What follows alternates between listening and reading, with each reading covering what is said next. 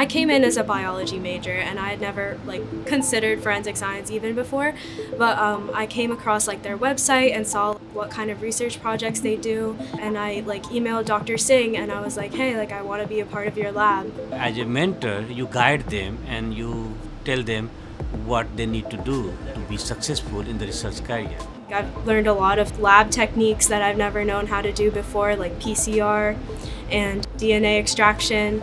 My project is looking at the microbiome of the dental calculus, which is calcified dental plaque on the skulls of the ancient remains.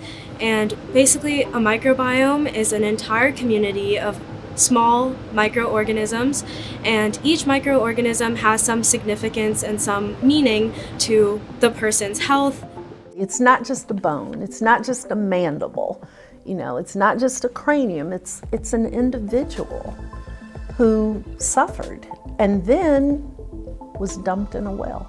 These remains were disposed of in a disrespectful manner, so being able to bring honor to these ancestors is going to give their families kind of dignity that they deserve.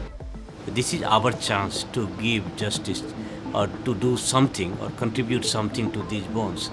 That's the biggest thing that I've learned about research, is that you cannot expect it to be straightforward. You have to be prepared to keep trying. So determination is probably the biggest part of research. And I also hope that as they are performing their research, that they realize that these really are people who paid a sacrifice for years to come.